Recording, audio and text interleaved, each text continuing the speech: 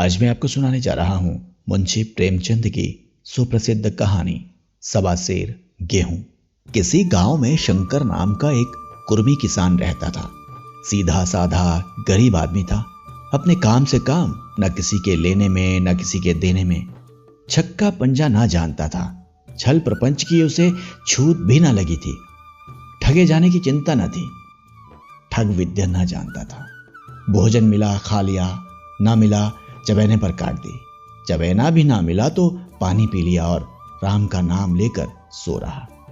किंतु जब कोई अतिथि द्वार पर आ जाता था तो उसे इस निवृत्ति मार्ग का त्याग करना पड़ता था। विशेषकर जब साधु महात्मा पदार्पण करते थे तो उसे अनिवार्यतः सांसारिकता की शरण लेनी पड़ती थी। खुद भूखा सो सकता था पर साधु को कैसे भूखा सुलाता। भगवान के भक्त जो ठहरे।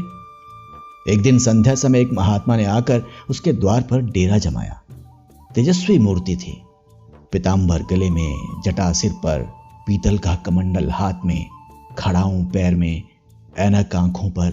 संपूर्ण वेश उन महात्माओं का सा था जो रईसों के प्रासादों में तपस्या, हवा गाड़ियों पर देवस्थानों की परिक्रमा और योग सिद्धि प्राप्त करने के लिए रुचिकर भोजन करते हैं। घर में जौ का आटा था, वह उन्हें कैसे खिलाता।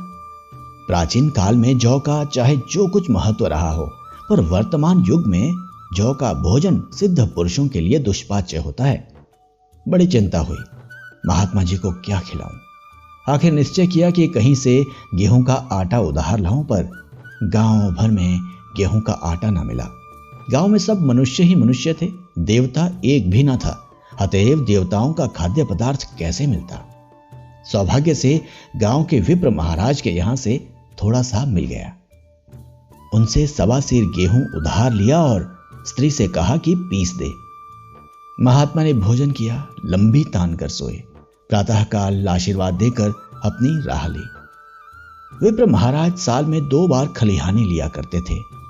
शंकर ने दिल में कहा, सवा सेर गेहूं इन्हें क्या लौटाऊं। पंसेरी बदले कुछ ज्यादा खलिहानी दे दूंगा, ये भी समझ जाएंगे, मैं भी समझ जाऊंगा। चैत में जब विप्र जी पहुंचे तो उन्हें 1.5 पंसेरी के लगभग गेहूं दे दिया और अपने को उऋण समझकर उसकी कोई चर्चा न की। विप्र जी ने फिर कभी ना मांगा। सरल शंकर को क्या मालूम था कि यह सवा सेर गेहूं चुकाने के लिए मुझे दूसरा जन्म लेना पड़ेगा। 7 साल गुजर गए। विप्र जी विप्र से महाजन हुए। शंकर किसान से मजदूर हो गया। उसका छोटा भाई मंगल उससे अलग हो गया था। एक साथ रहकर दोनों किसान थे, अलग होकर मजदूर हो गए थे। शंकर ने चाहा कि द्वेष की आग भड़कने ना पाए, किंतु परिस्थिति ने उसे विवश कर दिया। जिस दिन अलग अलग चूल्हे जले वह फूट फूट कर रोया। आज से भाई भाई शत्रु हो जाएंगे। एक रोएगा, दूसरा हंसेगा। एक के घर मातम होगा तो दूसरे के घर गुलगुले पकेंगे। प्रेम का बंधन, खून का बंधन, दूध का बंधन आज टूट जाता है। उसने भागीरथ परिश्रम से कुल मर्यादा का वृक्ष लगाया था। उसे अपने रक्त से सींचा था। उसको जड़ से उखड़ता देखकर उसके हृदय के टुकड़े हुए जाते थे। 7 दिनों तक उसने दाने की सूरत तक न देखी। दिन भर जेठ की धूप में काम करता और रात को मुंह लपेट कर सो रहता। इस भीषण वेदना और दुस्सह कष्ट ने रक्त को जला दिया, मांस और मज्जा को घुला दिया। बीमार पड़ा तो महीनों खाट से ना उठा। अब गुजर बसर कैसे हो। 5 बीघे के आधे रह गए। 1 बैल रह गया। खेती क्या खाक होती। अंत को यहां तक नौबत पहुंची कि खेती केवल मर्यादा रक्षा का साधन मात्र रह गई। जीविका का भार मजूरी पर आ पड़ा। 7 वर्ष बीत गए। एक दिन शंकर मजूरी करके लौटा तो राह में विप्रजी ने टोक कर कहा, शंकर, कल आकर के अपने बीज बैंक का हिसाब कर ले। तेरे यहां 5.5 मन गेहूं कब के बाकी पड़े हुए हैं और तू देने का नाम नहीं लेता। हजम करने का मन है क्या। शंकर ने चकित होकर कहा, मैंने तुमसे कब गेहूं लिए थे जो 5.5 मन हो गए। तुम भूलते हो मेरे यहां किसी का छटांग भर ना अनाज है ना 1 पैसा उधार। विप्र, इसी नियत का तो ये फल भोग रहे हो कि खाने को नहीं जुड़ता। ये कहकर विप्र जी ने उस सवा सेर गेहूं का जिक्र किया जो आज के 7 वर्ष पहले शंकर को दिए थे। शंकर सुनकर अवाक रह गया। ईश्वर, मैंने इन्हें कितनी बार खलियानी दी, इन्होंने मेरा कौन सा काम किया है? जब पोथी पत्र देखने, साहित सगुन विचारने द्वार पर आते थे, कुछ ना कुछ दक्षिणा ले ही जाते थे। इतना स्वार्थ! सवा सेर अनाज को अंडे की भांति सेकर आज ये पिशाच खड़ा कर दिया जो मुझे निकल जाएगा। इतने दिनों में एक बार भी कह देते तो मैं गेहूं तोल कर दे देता। क्या ऐसी नीयत से चुप साध बैठे रहे? बोला, महाराज, नाम लेकर तो मैंने उतना अनाज नहीं दिया, पर कई बार खलिहानों में सेर से 2-2 सेर दिया है। अब आप आज 5.5 मन मांगते हैं, मैं कहां से दूंगा? विप्र, लेखा जो बख्शीश 100-100। तुमने जो कुछ दिया होगा उसका कोई हिसाब नहीं। चाहे 1 की जगह 4 पसेरी दे दो, तुम्हारे नाम वही में 5.5 मन लिखा हुआ है। जिससे चाहे हिसाब लगवा लो। दे दो तो तुम्हारा नाम छेंक दूं, नहीं तो और भी बढ़ता रहेगा। शंकर, पांडे, क्यों एक गरीब को सताते हो? मेरे खाने का ठिकाना नहीं, इतना गेहूं किसके घर से लाऊंगा? विप्र, जिसके घर से चाहे लाओ, मैं छटांक भर भी ना छोड़ूंगा। यहां ना दोगे, भगवान के घर तो दोगे। शंकर कांप उठा। हम पढ़े लिखे आदमी होते तो कह देते, अच्छी बात है, ईश्वर के घर ही देंगे। वहां की तौल यहां से कुछ बड़ी तो ना होगी। कम से कम इसका कोई प्रमाण हमारे पास नहीं, फिर उसकी क्या चिंता? किंतु शंकर इतना तार्किक, कितना व्यवहार चतुर न था। एक तो ऋण, वह भी ब्राह्मण का, वही में नाम रह गया तो सीधे नरक में जाऊंगा। इस ख्याल ही से उसे रोमांच हो गया। बोला, महाराज, तुम्हारा जितना होगा यही दूंगा। ईश्वर के यहां क्यों दूं? इस जन्म में तो ठोकर खा ही रहा हूं, उस जन्म के लिए क्यों कांटे बोऊं? मगर यह कोई न्याय नहीं है। तुमने राय का पर्वत बना दिया। ब्राह्मण होके तुम्हें ऐसा नहीं करना चाहिए था। उसी घड़ी तगादा करके ले लिया होता तो आज मेरे सिर पर इतना बड़ा बोझ क्यों पड़ता? मैं तो दे दूंगा, लेकिन तुम्हें भगवान के यहां जवाब देना पड़ेगा। विप्र, वहां का डर तुम्हें होगा, मुझे क्यों होने लगा? वहां तो सब अपने ही भाई बंधु हैं। ऋषि मुनि सब तो ब्राह्मण ही हैं। देवता ब्राह्मण हैं। जो कुछ बने बिगड़ेगी संभाल लेंगे। तो कब देते हो? शंकर, मेरे पास रखा तो है नहीं, किसी से मांग झांच कर लाऊंगा तभी ना दूंगा। विप्र, मैं ये ना मानूंगा। 7 साल हो गए, अब एक दिन का भी मुलाहिजा ना करूंगा। गेहूं नहीं दे सकते तो दस्तावेज लिख दो। शंकर, मुझे तो देना है, चाहे गेहूं लो, चाहे दस्तावेज लिखाओ। किस हिसाब से दाम रखोगे?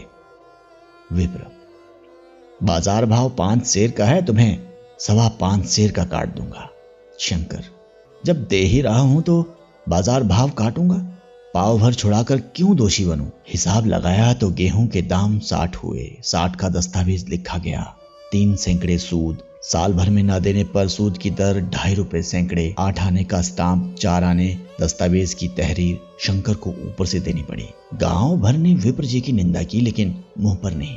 महाजन से सभी का काम पड़ता है, उसके मुंह कौन आए? शंकर ने साल भर तक कठिन तपस्या की। मियाद के पहले रुपए अदा करने का उसने व्रत सा कर लिया।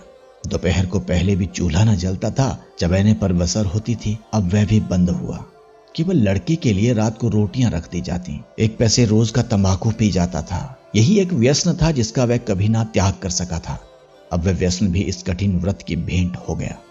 उसने चिलम पटक दी, हुक्का तोड़ दिया और तंबाकू की हांडी चूर चूर कर डाली।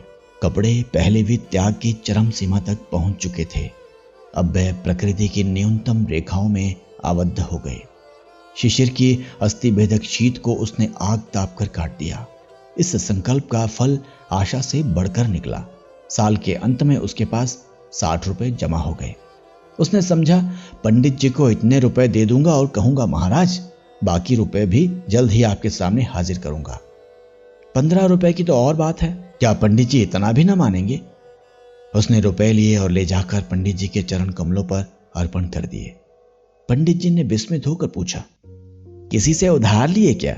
शंकर, नहीं महाराज, आपके आशीष से अब की मजूरी अच्छी मिली।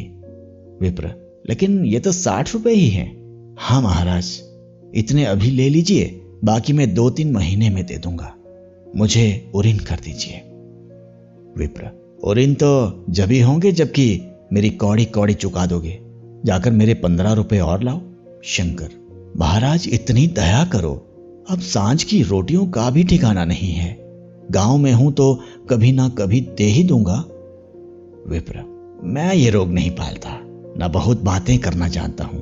अगर मेरे पूरे रुपए ना मिलेंगे तो आज से 3 रुपए सैकड़े का ब्याज लगेगा। अपने रुपए चाहे अपने घर में रखो, चाहे मेरे यहां छोड़ जाओ। शंकर, अच्छा जितना लाया हूं उतना रख लीजिए। मैं जाता हूं, कहीं से 15 रुपए और लाने की फिक्र करता हूं। शंकर ने सारा गांव छान मारा, मगर किसी ने रुपए न दिए। इसलिए नहीं कि उसका विश्वास न था या किसी के पास रुपए न थे, बल्कि इसलिए कि पंडित जी के शिकार को छेड़ने की किसी की हिम्मत न थी। क्रिया के पश्चात प्रतिक्रिया नैसर्गिक नियम है। शंकर साल भर तक तपस्या करने पर भी जब ऋण से मुक्त होने में सफल न हो सका तो उसका संयम निराशा के रूप में परिणत हो गया। उसने समझ लिया कि जब इतना कष्ट सहने पर भी साल भर में 60 रुपए से अधिक ना जमा कर सका तो अब और कौन सा उपाय है जिसके द्वारा इसके दूने रुपए जमा हों।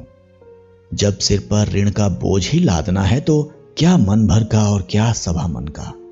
उसका उत्साह क्षीण हो गया, मेहनत से घृणा हो गई। आशा उत्साह की जननी है, आशा में तेज है, बल है, जीवन है। आशा ही संसार की संचालक शक्ति है।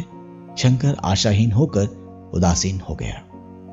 वह जरूरतें जिनको उसने साल भर तक टाल रखा था अब द्वार पर खड़ी होने वाली भिखारिणी न थी, बल्कि छाती पर सवार होने वाली पिशाचिनियां थीं, जो अपनी भेंट लिए बिना जान नहीं छोड़ती। कपड़ों में चकतियों के लगने की भी एक सीमा होती है। अब शंकर को चिट्ठा मिलता तो वह रुपए जमा न करता, कभी कपड़े लाता, कभी खाने की कोई वस्तु। जहां पहले तमाकू ही पिया करता था वहां अब गांजे और चरस का चस्का भी लगा। उसे अब रुपए अदा करने की कोई चिंता न थी, मानो उसके ऊपर किसी का एक पैसा भी नहीं आता। पहले जूड़ी चढ़ी होती थी, पर वह काम करने अवश्य जाता था। अब काम पर न जाने के लिए बहाना खोजा करता। इस भांति 3 वर्ष निकल गए। विप्र जी महाराज ने एक बार फिर तकाजा न किया।